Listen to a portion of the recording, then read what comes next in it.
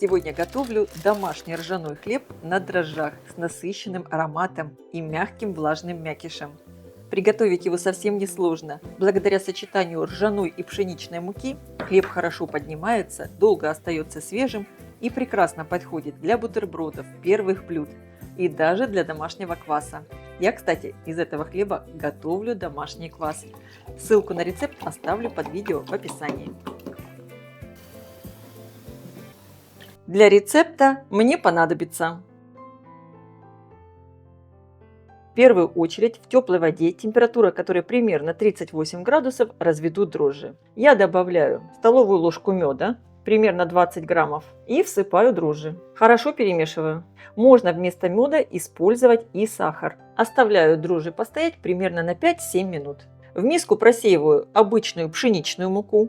Я обязательно в рецепт ржаного хлеба добавляю пшеничную муку. Она помогает тесту подняться и делает мякиш более пористым, облегчает формовку. Хлеб не получается таким сильно плотным, и это снижает риск того, что хлеб может получиться липким внутри. Поэтому я рекомендую добавлять примерно 25-30% пшеничной муки для рецептов ржаного хлеба. И всыпаю цельнозерновую ржаную муку. Она у меня не чисто ржаная, здесь есть некоторые добавки. У меня здесь еще есть немного гречневой клетчатки. В этой муке нет солода. Если вы хотите, конечно, дополнительно в рецепт можно добавить еще где-то граммов 20 солода, чтобы был такой более такой бородинский вкус. Но я так не люблю, я использую именно так. Добавляю соль, перемешиваю. У меня вот эта ржаная мука, она прямо вот с такими семечками еще есть, не обработанная. Хлеб получается очень вкусный. И добавляю дрожжи. Посмотрите, как они уже хорошо подошли. И замешиваю тесто. Сначала я это делаю лопаткой, потом немного домешу руками. Я сразу же добавляю еще растительное масло, без запаха.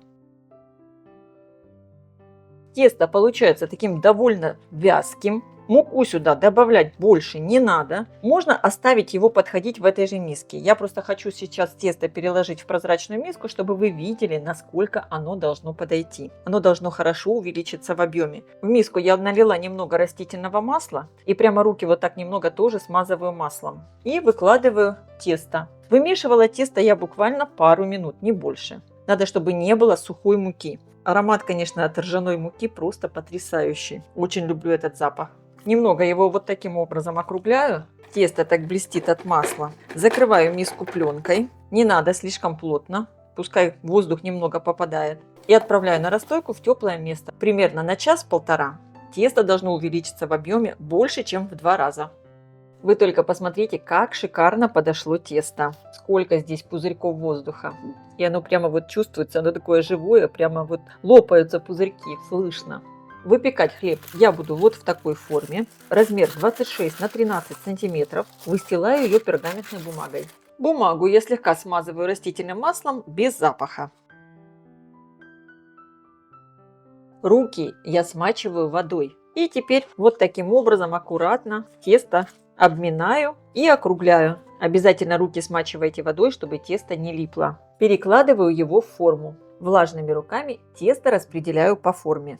Если хотите, его сверху можно присыпать самыми разными семечками, тмином, там, семечками подсолнечника, семечками тыквы, все, что хотите. Я хлеб ничем не буду присыпать, потому что я потом буду использовать его для приготовления кваса. И мне в квасе потом семечки не нужны.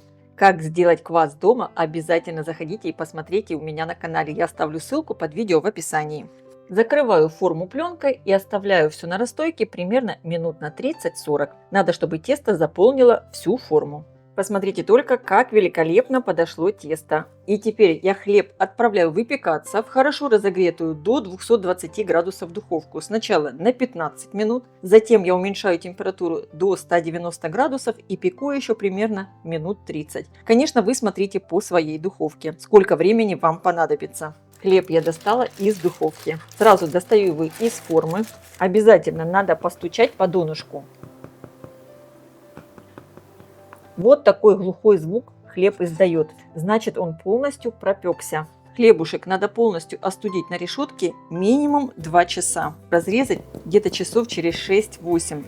Тогда мякиш окончательно стабилизируется, не будет липким и весь вкус ржаного хлеба раскроется.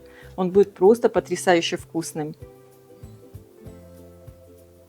Мякиш просто великолепный. Хлеб получается ароматным, красивым и очень вкусным. Попробуйте испечь его один раз, и магазинный хлеб уже не захочется покупать. И, кстати, если вы хотите, чтобы я приготовила ржаной хлеб на закваске, обязательно пишите об этом в комментариях. Я сделаю такой рецепт.